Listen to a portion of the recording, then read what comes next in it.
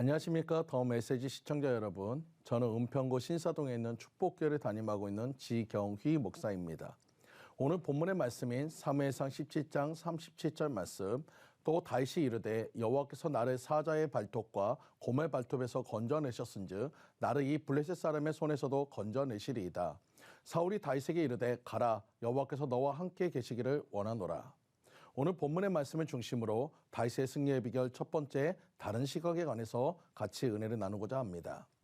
성경의 인물 중 우리에게 너무나 잘 알려진 인물이라면 다윗을 빼놓을 수 없을 것입니다. 특히 다윗과 골리앗의 싸움은 교회를 안 다니는 사람들도 알 정도로 많이 알려진 이야기입니다. 도저히 이길 수 없는 상대나 문제를 가리킬 때 골리앗을 이야기하며 그 상대를 이기거나 문제를 해결한 사람을 다윗으로 표현하기도 합니다.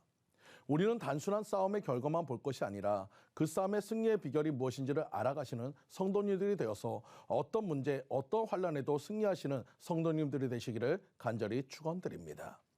다윗의 승리의 비결의 첫 번째는 다른 시각입니다. 우리는 성경의 인물들을 보며 문제를 승리로 이끈 사람들의 공통점이 있는데 그것은 다르게 본다는 것입니다. 홍해와 애굽의 군대 앞에서 모든 백성들이 절망할 때 다르게 본 모세는 기도했고 홍해가 갈라지며 애굽의 군대가 수장되었습니다. 우리는 우리 앞의 문제를 다르게 보아야 합니다. 내 시각이 아닌 하나님의 시각으로 보아야 합니다.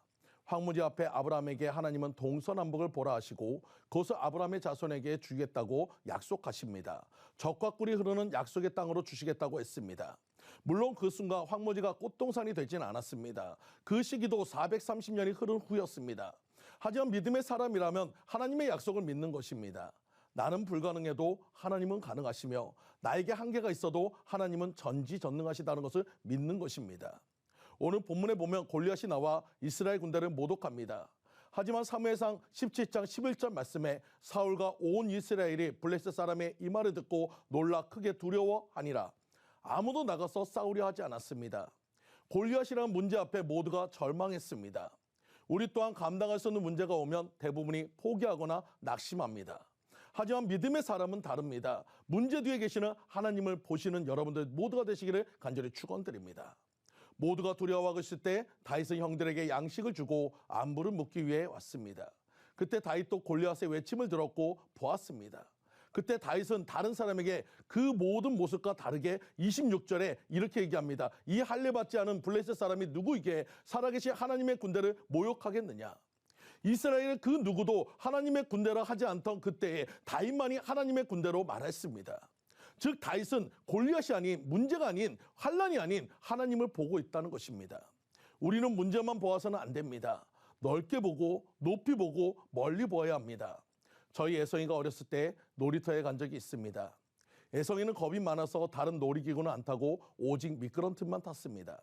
당시 애성이는 4살 정도 되었고 키도 작고 어렸으며 몸도 약했습니다.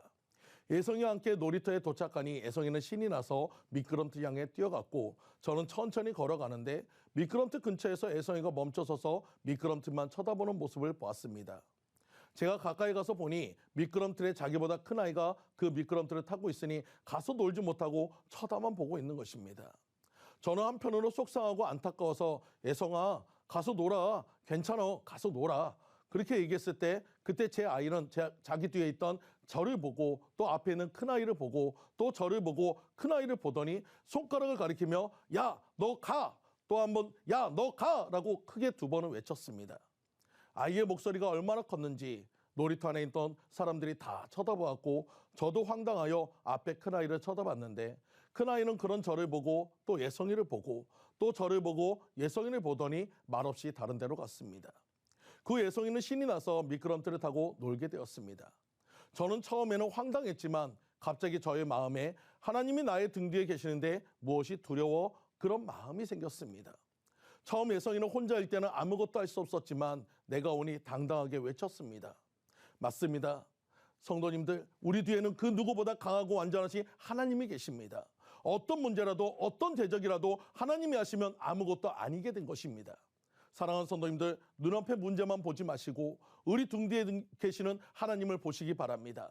또 다윗이 이르되 여호와께서 나를 사자의 발톱과 곰의 발톱에서 건져내셨은즉 나를 이 블레셋 사람의 손에서 또 건져내시리라. 사울이 다윗에게 이르되 가라, 여호와께서 너와 함께 계시기를 원하노라. 다윗의 고백은 하나님을 향한 믿음의 말이며 세상을 향한 외침인 것입니다. 그렇게 나라의 운명을 건 싸움에 사울은 다윗을 내보낼 수 있었습니다. 왜냐하면 다윗이 아니라 하나님이 함께하는 사람으로서 하나님의 군대로서 나아가게 승리할 수 있을 것을 믿기 때문입니다. 사랑하는 성도님들, 내 눈앞의 문제를 향해 낙심하지 마시고 문제를 향해 세상을 향해 우리 대적을 향해 힘차게 외치시기 바랍니다. 문제 너 가, 하나님이 해결하실 거야. 세상 너 가, 예수님이 이기셨어. 마귀 너 가, 예수 이름으로 떠나가라 외치시기 바랍니다. 주님은 여러분의 고백을 들으십니다. 그리고 함께 하시고 승리하게 하십니다. 다윗처럼 문제를 문제로 보지 않고 하나님이 하실 것을 믿고 선포하고 나아가시는 성도님들이 되시기를 간절히 축원드립니다. 지금까지 더 메시지 지경휘 목사였습니다.